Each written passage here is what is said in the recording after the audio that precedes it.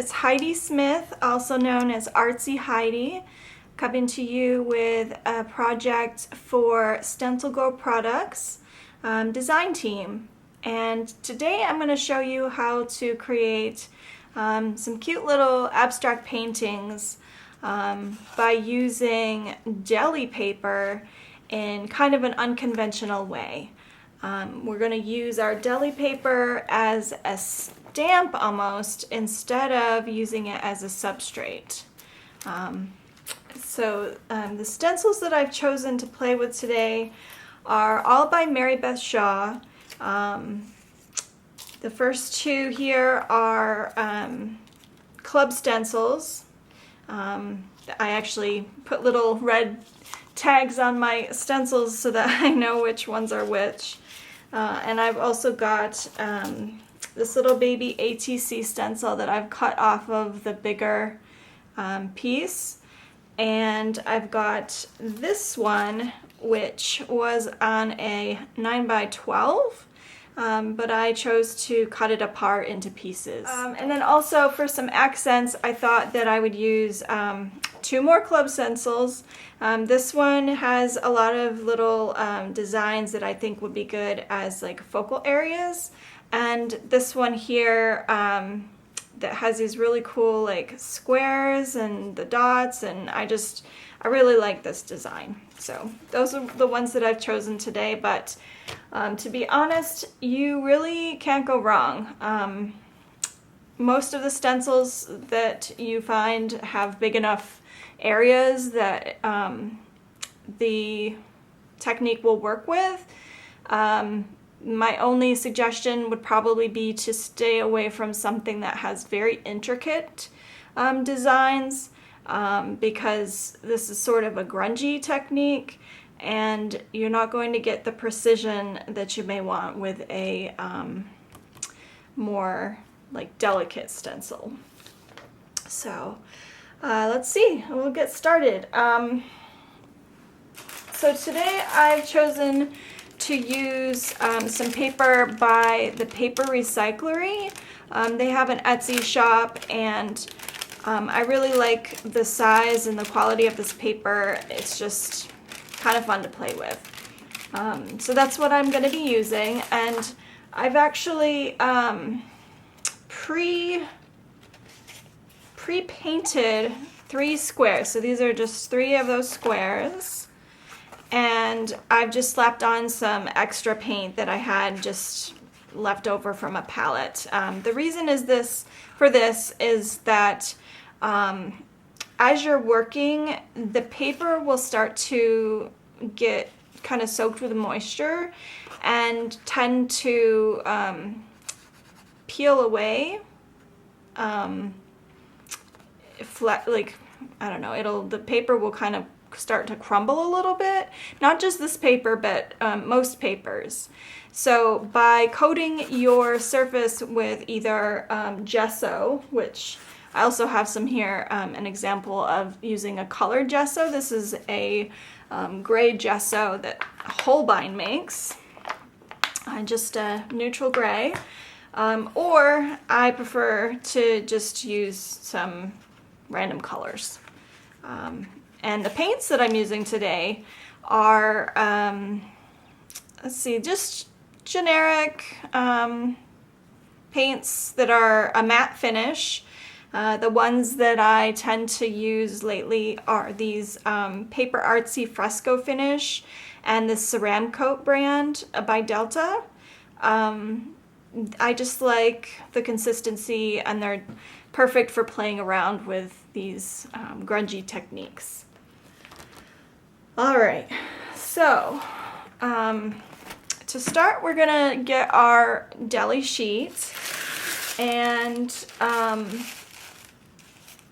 let's see, I'm just gonna cut it in half so it's a more manageable size. Doesn't need to be perfect. And I'm gonna be working on all 3 of these kind of all at the same time. So bear with me here. You'll see why in a minute. And to start, this technique I like to call the kiss technique, which that's just kind of cheesy, but I don't know, I've always called it that. So what I tend to do is take a little bit of paint and slap it onto the surface here. You can do it onto your paper directly, and then you kiss it to another piece of paper and you get this really cool like mottled grungy effect. So we're gonna do just that, except we're gonna use stencil or deli paper, and we're gonna use our stencils. The deli paper works really good for this because it is very durable. It keeps working even when it gets a little moist from the paint, and it's thin enough that you can press through it and get a lot of the details of your stencils. So yeah. So I've shown you how to do just the basic kiss.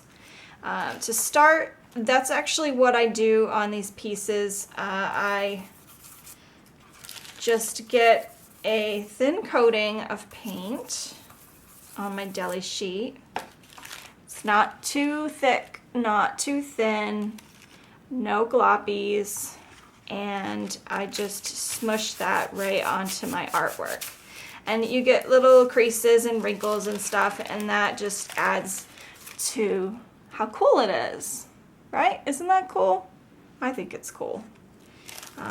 So to build up a few layers, I'm just gonna choose some colors here and start getting my backgrounds, and then I'll use the stencils here in just a minute.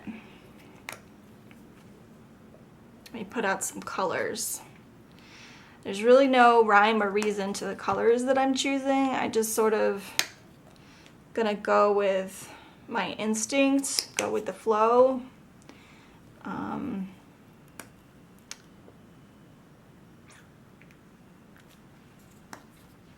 Okay, and I am actually gonna keep using this same piece of deli sheet because the colors kind of build up, almost like on your jelly plate, where you have layers that kind of show through, like in crumbly bits.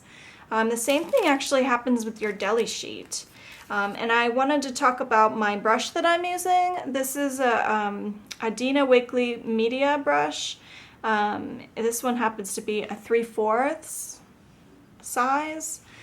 And I like this particular brush because it retains the brush strokes, which I really like that shows up in the work. But I also have a couple of other brushes that work just as well. And so this one's a size 16 shader, and this one's a 1.5, just from Michaels. So let's see, I'm just gonna add some more color here. And all right, well, my camera cut off. This is actually my second go at recording this because yesterday I was doing this and all of a sudden we got a thunderstorm. So I had to stop what I was doing and start over. So hopefully this second take will be just as good. So let's see, this one needs a little bit of darkness.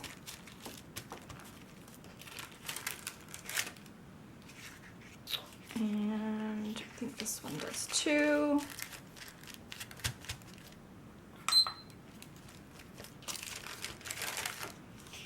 Okay. And I think I'm gonna start using my stencils now. And I'm gonna use my other sheet of deli paper because I want to use white. I don't really wanna contaminate too much. I sort of, I do like a grungy look, but when it comes to like a white crisp paint, there's nothing like a pure white paint, right? So let's see, let me just take this one here. And so when you're using your stencil, you're gonna wanna press and you'll feel the contact that the deli paper makes with the surface. And you can kind of see it as well. See how it's like raised there. And you just sort of keep pressing until you feel you have good contact.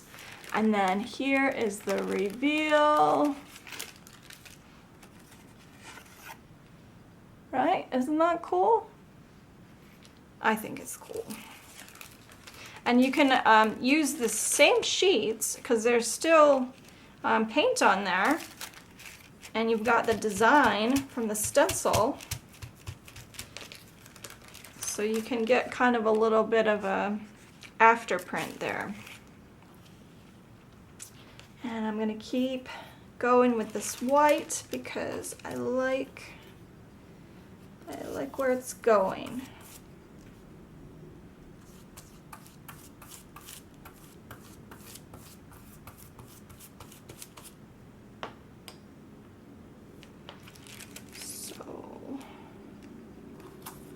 Just using my my geometric ones first. I like to use the other stencils as more of an accent, and these are kind of more like texture in the background. I don't know if that makes any sense, but ta-da! And you just keep going.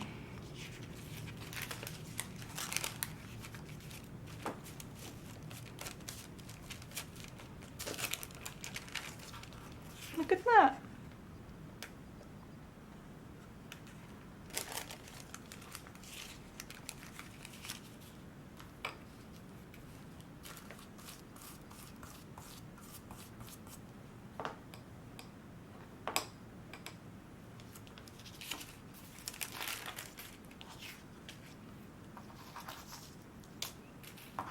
I'm gonna use my hacked up one. Of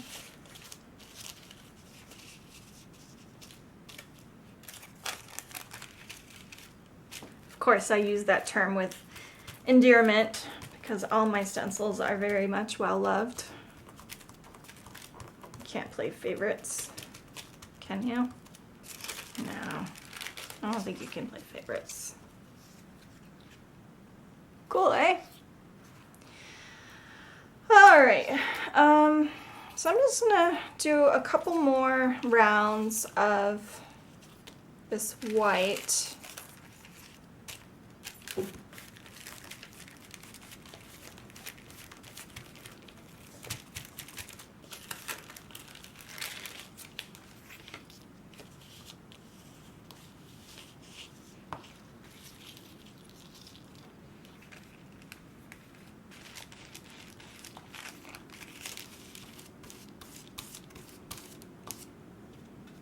This deli paper is really durable. I got this one on Amazon, I believe. It's called Marcal, M-A-R-C-A-L. Mine is the junior size dry waxed paper. And you can see that I can do more than one thing at a time. I can't talk and do this at the same time. It's very difficult for me. I don't know how YouTubers do it. They amaze me. All right. I like this little one. I'm gonna add, let's see, use this one. And I'm not even gonna wash my brush. I'm just gonna kind of wipe off the excess and color do I think I want? I think a little bit of this green. Almost like Golden's green gold, but it's called Tree Frog by Ceramcoat, which is kind of appropriate. It does look like a tree frog. And I think this one needs green.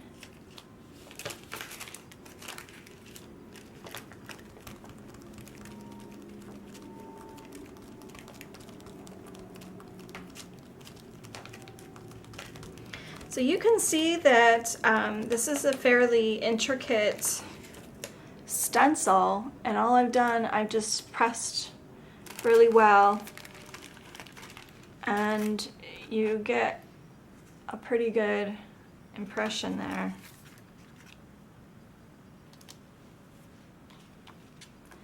And maybe, I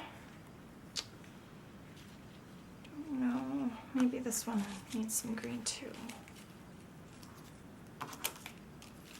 Just a touch.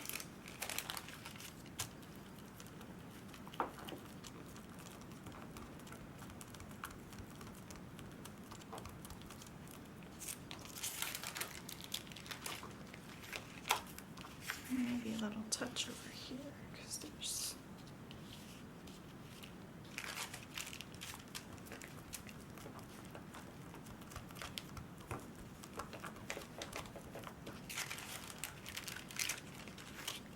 that doesn't really do much.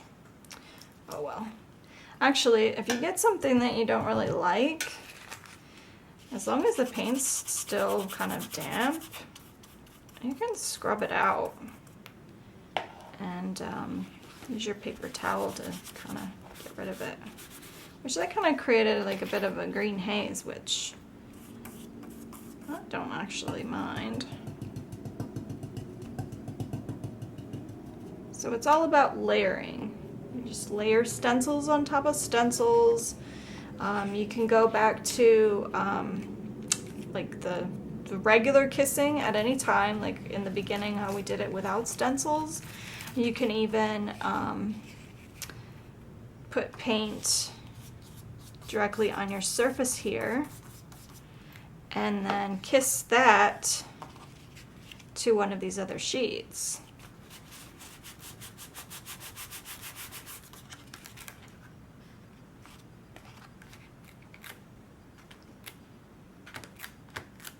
Which I really like this paper because it's got like a mottled texture, which is pretty cool, I think. All right, so these don't look that great. What do I want to do? Maybe, I think I want to knock back some of this white a bit. I'm going to do that by just doing like a glaze of color over top. And not really sure I liked that so much.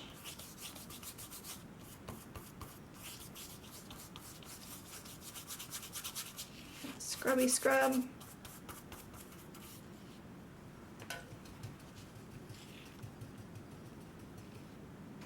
And for this one, I'm gonna just do a little bit of a glaze with some of this turquoise blue. I think that would be really nice.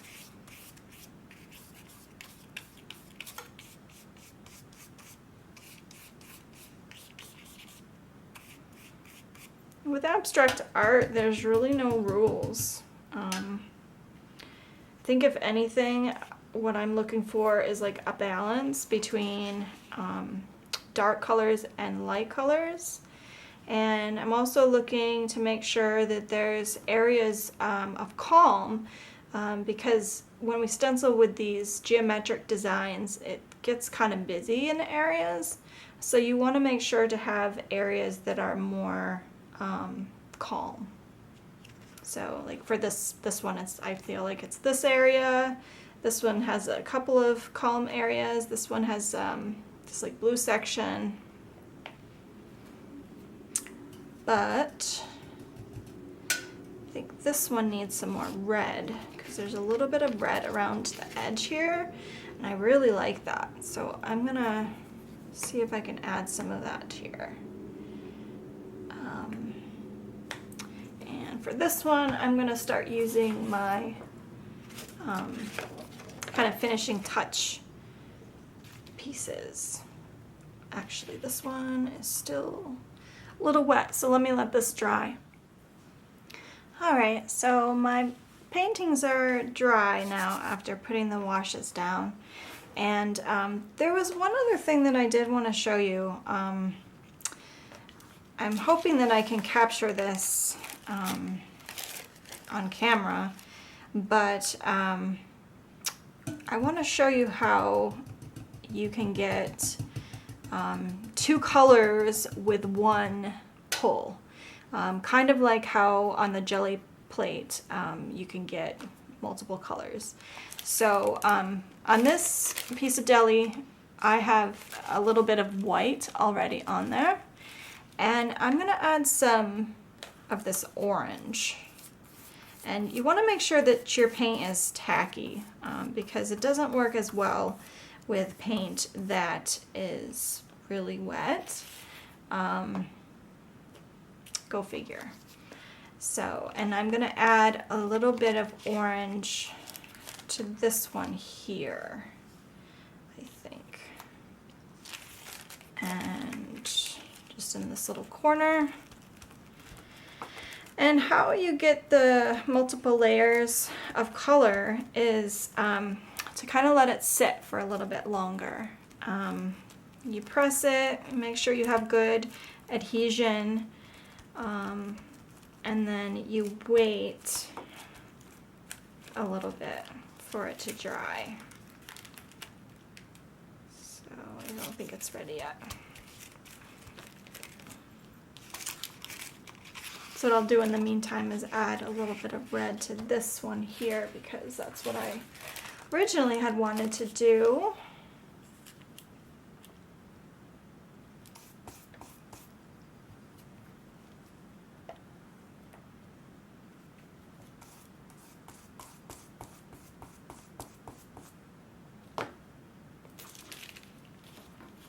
And I think I'm going to add this little bit of this square.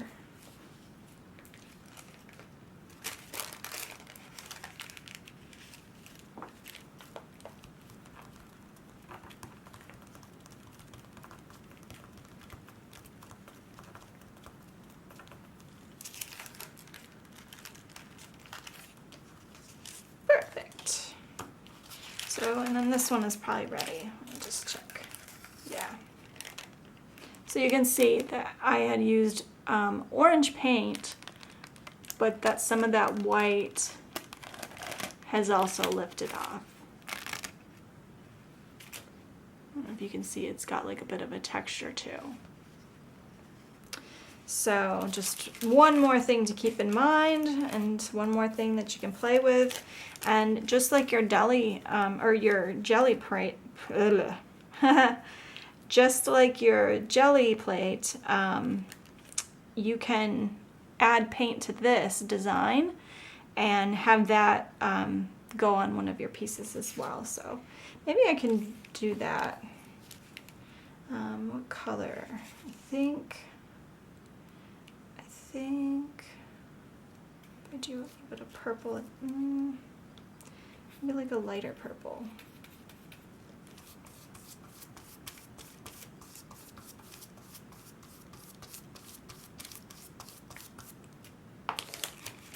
So this is just direct to my piece, and you can see that this design is going to transfer. So there's no stencil here. This is just the leftovers from the stencil. And I'm hoping that it will transfer. Just got to give it a minute. So I'll set that one aside, and I think I'm pretty happy with this one. I think it needs maybe something here. Maybe a few of these little dots. I'll use my red again.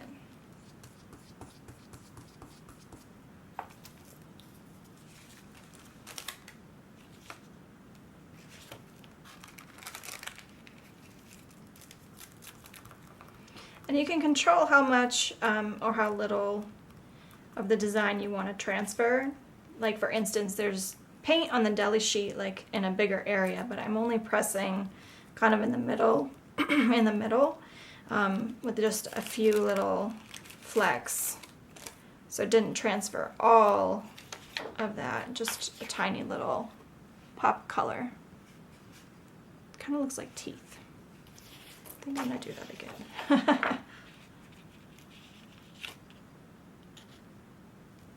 See if I can get a third row so that it doesn't look as much like teeth.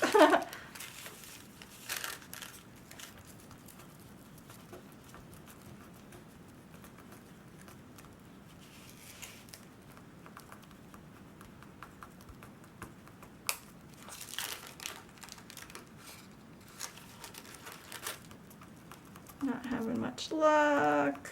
Maybe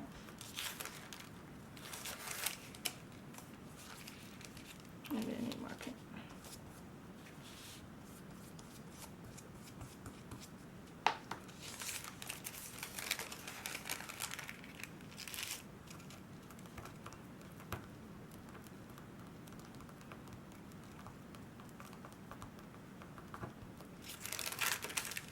Ah, better. All right, so there's that. And I really like the way that that one turned out. So this one should be ready. Let's see if we've got a reveal here. Yeah. Cool. Woohoo, that's so cool. And so I'm actually not too happy with this line of white that's kind of a demarcation line. So I'm just gonna kind of like blend that a little bit. I'm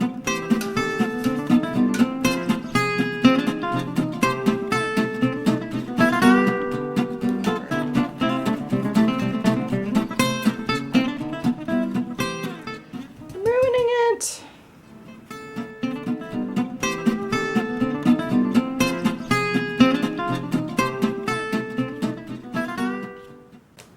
Leave it alone, Heidi. Leave it alone.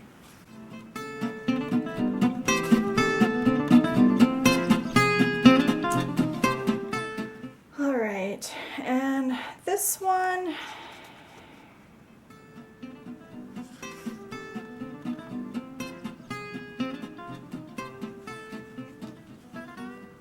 I don't know. I like them, but I feel like they're too simple. Maybe they need a layer of some neutral color to kind of push back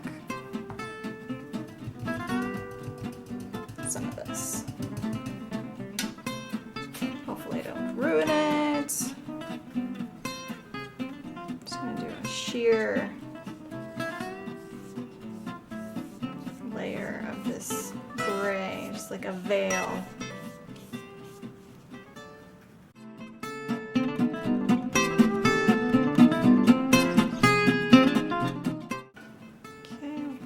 Aside, and this one has a couple little globbies.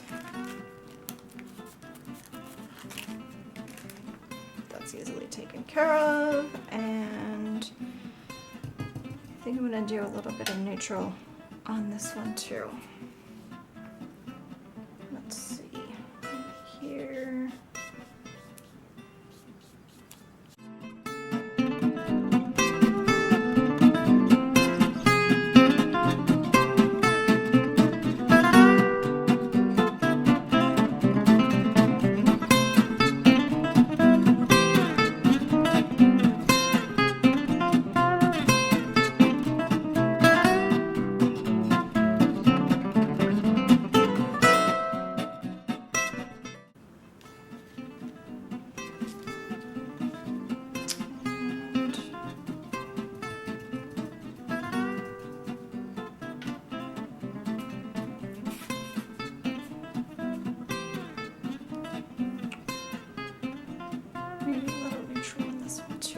gonna avoid this area that I was working on before.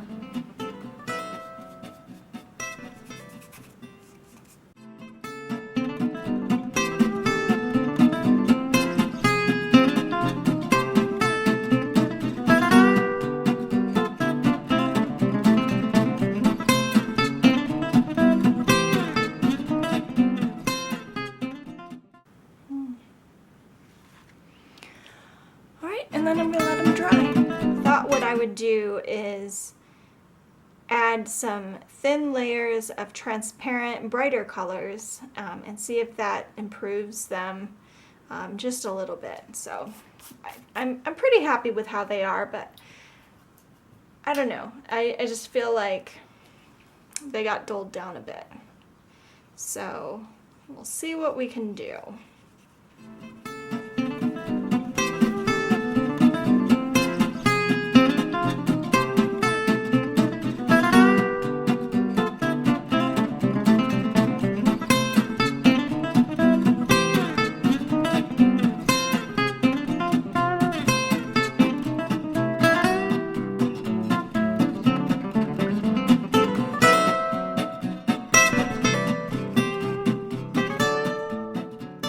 Sorry, this part I'm like thinking, so it's hard for me to talk and describe what I'm doing because it's mostly just by intuition.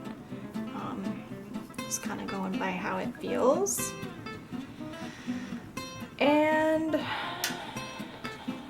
it's funny because the paint dries a lot less bright than when it goes on. So it kind of tricks you. You think that the colors are right, and then when they dry, they're not quite what you were hoping for.